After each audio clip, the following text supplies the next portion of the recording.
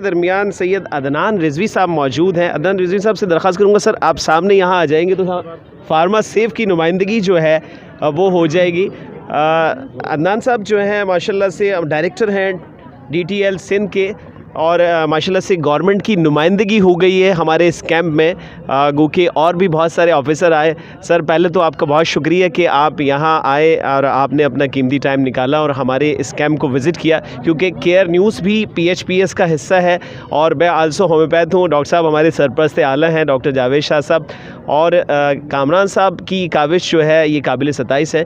आप क्या देखते हैं, आप क्या कहना चाहेंगे आज के इस कैंप के हवाले से? जी अस्सलाम वालेकुम, बिस्मिल्लाहिर्रहमानिर्रहीम।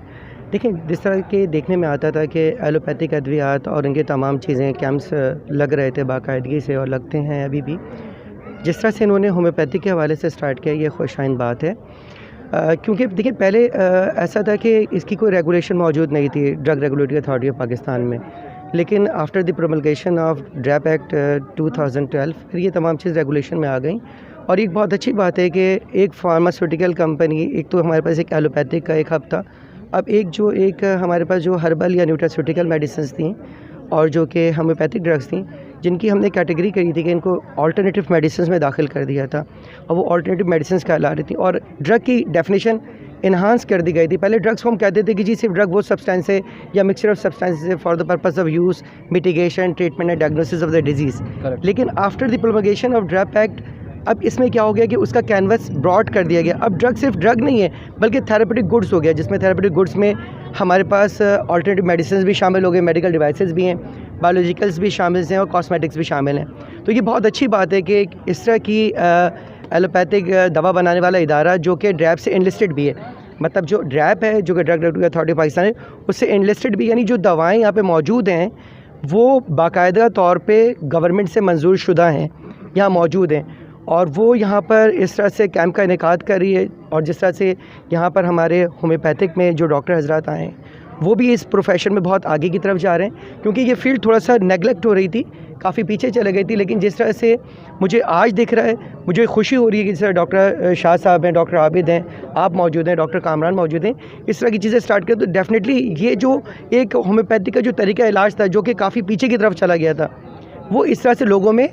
शऊर पैदा होगा कि यार ये भी एक होम्योपैथी का एक तरीका इलाज है, यानी ट्रीटमेंट है।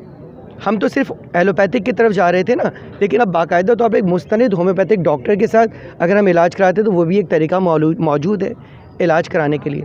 तो ये मुझे बहुत खुशी हो रही है और मैं यही दुआएं मेरी यही कि इस चीज़ों को और आगे की तरफ ले जाया जाए, इस तरह के कैंप्स का इनेकाद बाकायदा तौर पर किया जाए, बल्कि एक CSR टाइप की चीज़ की जाए। इनसे जो कंपनीज़ हैं जो उन्होंने कहा फार्मेसी है कि ये अपनी इन चीज़ों में उन चीज़ों को ऐड कर लें CSR एक्टिविटीज़ में, कि इस तरह के कैंप्स का इनेकाद करें और इस तरह से लोगों में अवेयरनेस प्रोड्यूस करें, क्रिएट करें कि जी ये भी एक तरीका इलाज है जो कि बहुत ज़्यादा मुफीद है। और जो हम कहते हैं ना कि जी टाइम थोड़ा सा ज़रूर लेते हैं, लेकिन इसमें अगर हम देखें ना, देखिए मैं एक छोटी सी बात करता हूँ, मैं फार्मासिस्ट था और मैं फार्मासिस्ट हूँ, लेकिन मेरे सामने और भी फार्मासिस्ट मौजूद हैं, डॉक्टर होम्योपैथ के भी मौजूद हैं। लेकिन जिस तरह से मैं इन चीज़ों को समझ रहा हूँ, मैं ये समझता हूँ कि दवा की पोटेंसी बहुत ज़्यादा डाइल्यूट की जाती है। सही, ठीक है ना, मतलब और जितनी डाइल्यूट होती है उतनी ज़्यादा कंसनट्रेटेड होती है। करेक्ट, ऐसे ही है ना। तो इसका मतलब ये होता है कि डाइल्यूशन से दवा का असर भी, जो अगर हम कहते हैं ना टॉक्सिक चीज़ों से, तो वो इन्हांस पोटेंशिएट किया जा रहा होता है, जबकि वहाँ पे कुछ और तरीक़ेकार होता है। वहाँ पे कंसंट्रेशन डाइल्यूशन पे नहीं होती, वहाँ कंसंट्रेशन बढ़ाई जाती है। मतलब अगर मैं कहूँगा पैरासीटामोल तो उसकी 500 मिलीग्राम डोज चाहिए होगी। अगर मुझे बुखार देना है, फेब्राइल को फेब्राइल कंडीशन में लेके जाना है, तो मुझे हो सकता है 1 ग्राम देना पड़े, और 1 ग्राम मैं कहूँगा 4 आवरली दिया जाए या 6 आवरली दिया जाए। 4 ग्राम से मैक्सिमम डोज में उसकी इन्हांस नहीं कर सकता। लेकिन यहाँ का तरीक़े का इंटायरली डिफरेंट है। यहाँ फेब्राइल करने के लिए डाइल्यूशन पे जाया जाएगा। तो यहाँ के ट्रीटमेंट में अगर हम देखा जाए तो साइड इफ़ेक्ट्स कम से कम होते हैं, जबकि अगर हम देखा जाए तो जितनी भी आपके जो एलोपैथिक फार्मास्यूटिकल्स हैं उनका कोई ना कोई साइड इफ़ेक्ट ज़रूर होता है। ठीक है ना, कि कोई भी दवा होगी तो वो एब्जॉर्ब होगी, फिर डिस्ट्रीब्यूट होगी, फिर मेटाबोलाइज होगी और फिर बॉडी से एलिमिनेट करेगी। तो जब वो डिस्ट्रीब्यूशन या मेटाबॉलिज्म का प्रोसेस हो रहा था तो थ्रू वाई आपके लीवर होता है, तो लीवर से कोई भी दवा मेटाबोलाइज हुए नहीं जाती, तो डेफिनेटली वहाँ कोई ना कोई अपना साइड इफ़ेक्ट ज़रूर क्रिएट करती है और बॉडी पे कुछ ना कुछ उसका इफ़ेक्ट ज़रूर आता है। तो ये बहुत अच्छा तरीका इलाज है जहाँ पे एलोपैथिक को होम्योपैथिक से हट के, एलोपैथी से हट के होम्योपैथिक के तरीके इलाज को लेके लोगों के सामने उजागर किया जा रहा है। इस चीज़ों को मज़ीद उजागर करने की ज़रूरत है। डॉक्टर साहब से यही मैं उम्मीद रखता हूँ कि इंशाल्लाह कि ये चीज़ें और ज़्यादा होंगी, ताकि ये तरीका इलाज जो कि काफ़ी पीछे चला गया था, हम चाह रहे हैं कि ये तरीका इलाज वाकई जो कि एक विल्मर श्वाब जिसे कहते थे, जर्मन का विल्मर श्वाब है, जिन्होंने सबसे पहले इसको लेके आए थे, हैनेमैन, ठीक है, एग्जैक्टली। तो वो उनकी जो चीज़ें वो बाकायदा तौर पे अभी इम्प्लीमेंट होनी चाहिए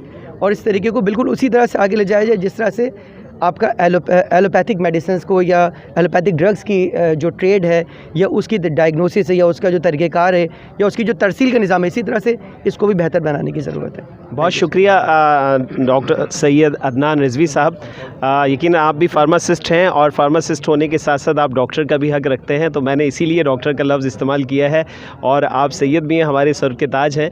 आपने एक्सेप्ट किया, गवर्नमेंट ने एक्सेप्ट किया कि जी अल्हम्दुलिल्लाह होम्योपैथ वो वाहिद तरीका इलाज है कि जिसके कोई साइड इफ़ेक्ट्स नहीं नज़र आते।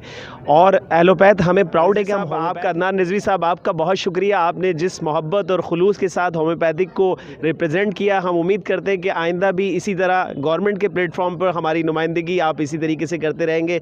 और हमारे कायद डॉक्टर सैयद जावेद शाह ने जिस तरीके से जिस पैगाम पहुंचाया, हम उम्मीद करते हैं कि गवर्नमेंट उस पैगाम पर अमल करेगी। इस वीडियो को लाइक कीजिएगा, शेयर कीजिएगा। ये सोशल मीडिया पर ज़रूर है, लेकिन सोशल मीडिया वो वाहिद चैनल होता है जो सबसे ज़्यादा देखे जाने वाला है। तो मैं तमाम दोस्तों से भी दरख्वास्त करूँगा कि हमारे इस चैनल को सब्सक्राइब कीजिएगा और लाइक कीजिएगा, ताकि आगे गवर्नमेंट तक ये बात, एक अवामुन नास में भी ये बात फैले कि जी होम्योपैथिक तरीका इलाज एक बेहतरीन तरीका इलाज है।